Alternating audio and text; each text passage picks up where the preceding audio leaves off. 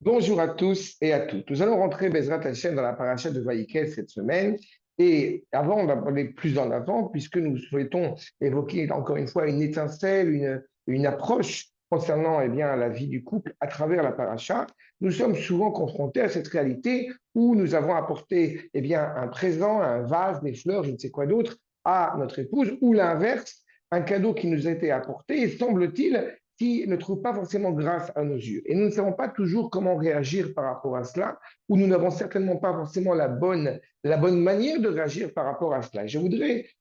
attirer votre attention sur justement, nous insistons à l'inauguration du Mishkan, la mise en place désormais avec des sommes colossales qui ont été mises en place afin de pouvoir constituer les différents éléments de ce Mishkan. Et une fois que tout cela a été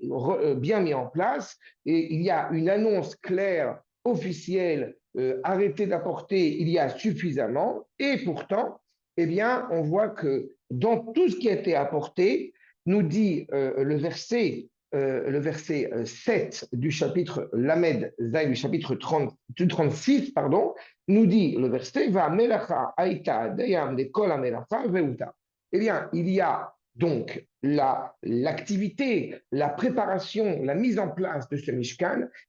a été apportée Utav et Dayam. On peut s'interroger sur le fait que Dayam et Utav sont a priori deux termes contradictoires l'un à l'autre. Pourquoi? Dayam signifiant il y a suffisamment et Utav, il y a plus que ce qui était nécessaire. Alors, comment appréhender, comment apporter un éclaircissement à ce verset? Va nous dire justement le Rachel Makadosh qui met en évidence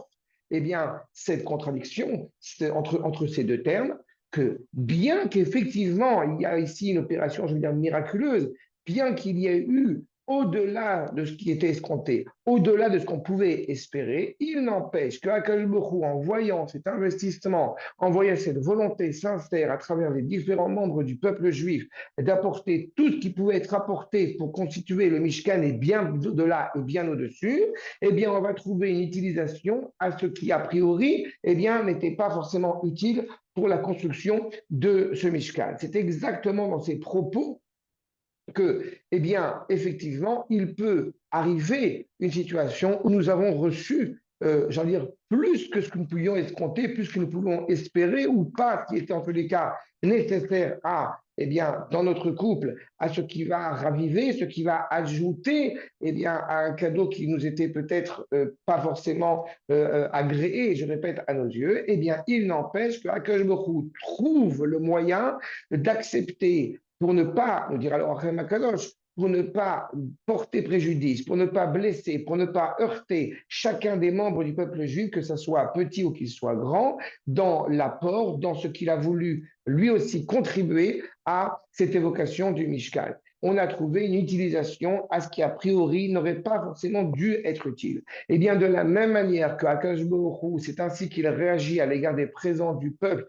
qui sont sincères, mais qui n'étaient pas forcément nécessaires, il m'apparaît essentiel, là encore, dans notre couple, de toujours avoir la bonne opportunité pour être profondément reconnaissant à l'égard du présent qui nous est offert, gracieusement, gentiment, sincèrement, même si, enfin, encore une fois, ce n'était pas un présent qui nous apparaissait nécessaire, utile ou même choisi, il n'en demeure pas moins qu'on s'en réjouit pleinement. Et on a évidemment, dans une autre occasion, dans une autre opportunité, à tête reposée, l'opportunité aussi, d'évoquer ce qui nous plaît, d'évoquer ce qui trouve grâce à nos yeux, pour, encore une fois, que cette volonté d'offrir un présent puisse mûrir dans la tête de chacun des membres de ce couple et que chacun puisse réellement apporter un cadeau qui va trouver grâce aux yeux de l'autre. Shabbat Shalom et Bezrat Hashem à la semaine prochaine.